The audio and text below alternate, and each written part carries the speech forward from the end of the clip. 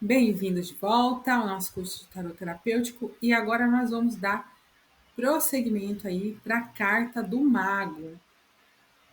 Então vamos lá. Sempre começando com a análise, né, de cada uma das cartas que a gente trouxe aqui para vocês. E nós vemos aí que o de Marcélia e o de Wirt sempre são semelhantes, até os mesmos trejeitos. E tem um porquê disso, tá, gente? Um começou e o outro é como se fosse uma imitação.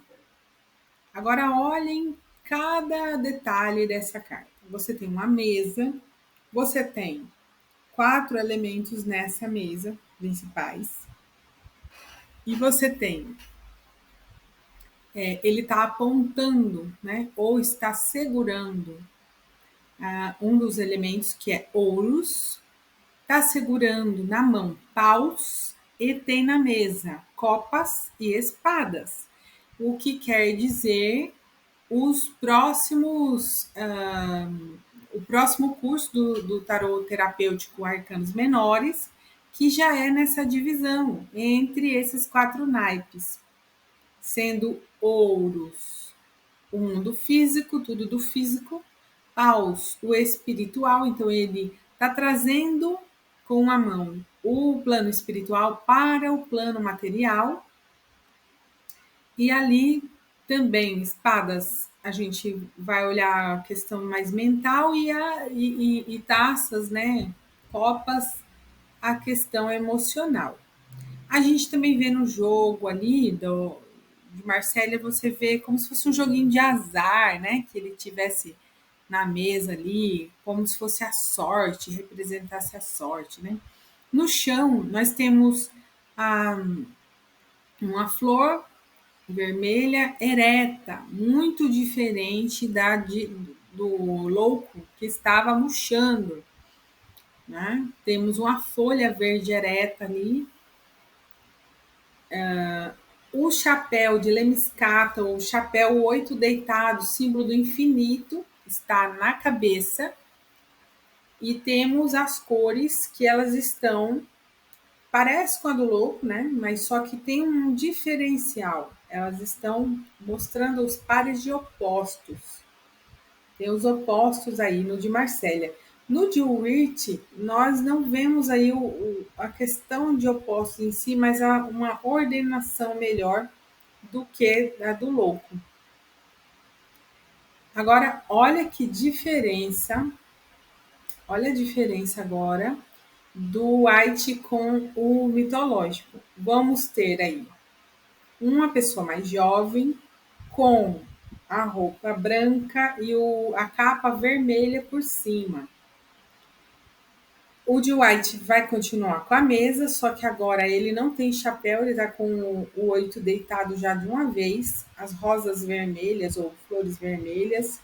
Também tem como se fossem lírios brancos ou copo de leite, alguma planta branca. O branco sempre a pureza, né, gente? O vermelho aí algo mais vital, algo de vida, de energia. Ele segura ali como se fosse o bastão, mas ele aponta para o chão. Ele tem uma lâmpada, né? Mas ele aponta para o chão. Né? E os elementos estão em cima da mesa. Agora, no mitológico, eu não tenho uma mesa, eu tenho como uma espécie de pedra, como um altar de sacrifício, que também é uma simbologia das religiões antigas, né, que tinham essa espécie de altar, uma pedra maior. E ali parece um X, né, vários caminhos e uma decisão para tomar, ir para lá, para cá, para o outro lado, uma decisão muito grande. Olha a diferença, eu tenho ouros, eu tenho espadas, eu tenho copas, mas paus está com o caduceu. O caduceu é um símbolo. Todas as palavras que eu for falando aqui, lemniscata, pesquisa lá. Caduceu, pesquisa lá. Por quê? Essas coisas da mitologia é tão importante da gente saber que a gente vai encontrar vários símbolos desses. A gente precisa estar craque, saber conhecer símbolos, né? E aí a gente tem ali, ele tem a ponta acesa, né, com o símbolo do fogo. E aí é onde que a gente vai começar a entender um pouquinho do naipe. O de paus, ele é o elemento fogo.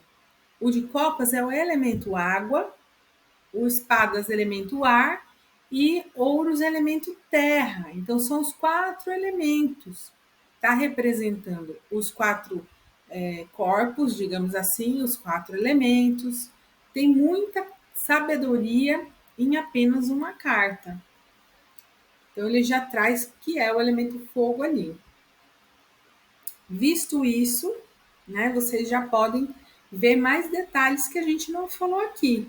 Vão fazendo suas pesquisas, vão entendendo melhor e contextualizando. O mago, né, a diferença dele com o louco, os dois são representação do inconsciente. Os dois são andarilhos. Os dois caminham à vontade. Né? A gente vai no inconsciente, a gente sonha, a gente volta, a gente pensa, a gente volta. A gente está sempre entre o consciente e o inconsciente. Porém, o louco é um impulso despreocupado, uma criança sem lógica que prega peças, mas o mago cruza o inconsciente e o consciente como um viajante amadurecido. Ele tem um objetivo.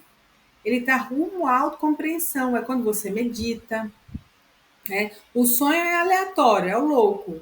A meditação não. Eu já vou com um propósito de autoconhecimento, do entendimento. Né? As cores variadas do mago insinuam a incorporação de muitos elementos no tempo, oposição e interação, contraste e coordenação, enquanto a do louco é despadronizada. Não tem que entender o louco, mas o mago a gente consegue entender o que ele está querendo dizer. Né? Ele não expressa nada e contém tudo no louco. O louco tem uma energia sem limites, não tem propósito. O mago já está com o dedinho lá direcionando a energia para o propósito dele. Então, a diferença dos dois.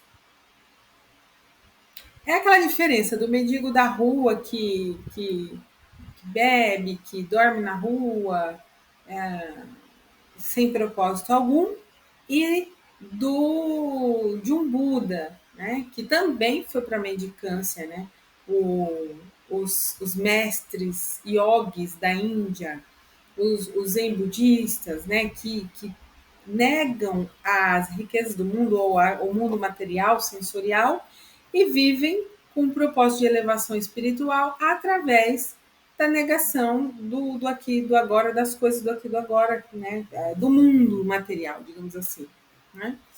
Bom, a letra, o significado da letra é o paradoxo, o selo divino no ser humano, duas tendências polares, juntos por uma força mediadora, a atmosfera entre o céu e a terra.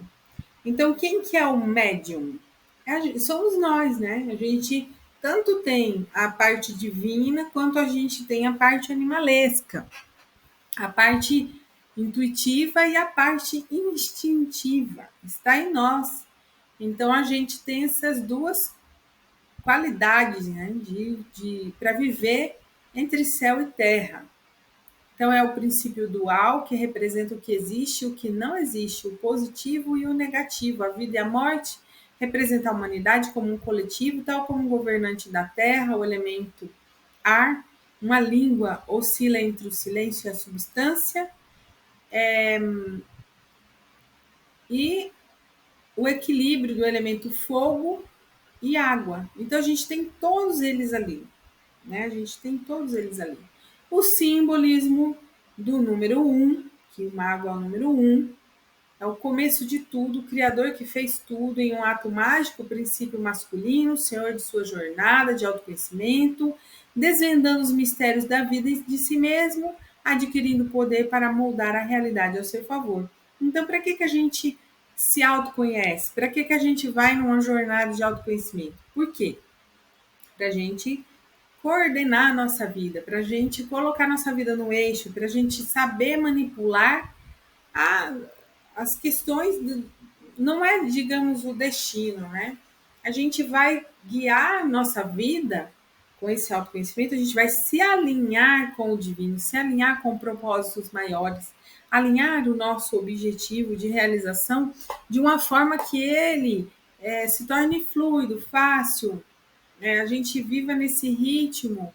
E parece mágico, porque a gente descobre algo diferente, a gente entende que não vamos ficar lutando com aquela realidade através do ego, né? De não entender os fundamentos da coisa, mas sim entendendo, compreendendo e manipulando aquilo que a gente compreendeu, a parte da energia, o que é incompreensível para muitas pessoas, e aí fala: nossa, é um fulano de sorte.